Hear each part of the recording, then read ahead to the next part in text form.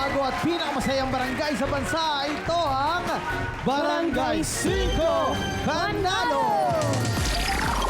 Sa unang palaro, hindi umabot si Ara sa finish line. Sa ikalawang palaro naman, hindi umubra sa kapaan sina Yami at Jean. At sa huling laro, kinapos ang hininga ni Rachel at nagpaalam. Kaya natirang matibay sa mga palarong barangay ay walang iba kundi si Michael! Michael! Nabanggit mo kanina na gusto mong magtrabaho sa ibang bansa at nag-apply ka na ng trabaho sa Korea. Bakit? Bakit mo gusto mag-apply? Pangarap ko po talaga makapag South Korea po kasi po yung magulang ko rin po may sakit po na kailangan pong operahan. Then, okay. mas malaki Pareha sila? Pareha opo. sila? Hindi naman po, yung tatay ko po. Yung tatay, Opo, okay, meron po. okay. Meron po siyang sakit. Tapos, mas malaki po yung sahod po kasi dun eh. Yung basic pay po nila, almost 90K po, monthly po yun. Correct. Wala pa oo. po siyang OT. Pag umu-OT ka ba dun, 120 yun, monthly niya.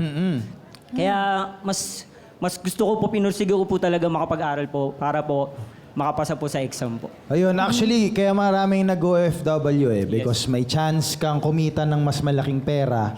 True. Kapalit ng paglayo sa ating pamilya. Pero okay lang yun. Doon, yung mga Pilipino talagang sanay na matiisin. Yes. Diba?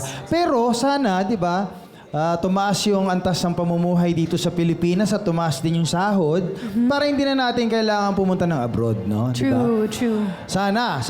Hari nawa! Nasa Diyos ang awa, nasa tao, nasa nararapat at tamang tao ang gawa.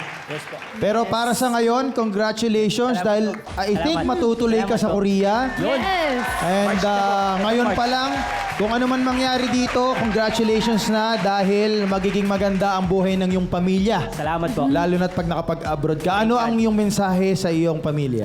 Sa pamilya ko po, nagpapasalamat po ako sa inyo dahil nandito po ako ngayon sa mundo. Lahat po gagawin ko para po mapagamot po kayo pa. Lahat ibibigay ko po. Itong 100,000 para sa inyo po to. Yun lang Ilang po. taon na ba si Papa? 59 po. 59. Opo. Tapos merong kailangang operahan Opo, sa kanya. kailangan pong operahan po talaga siya. O sige, dahil dyan, gawin natin ang best natin dito. Yun! Yun!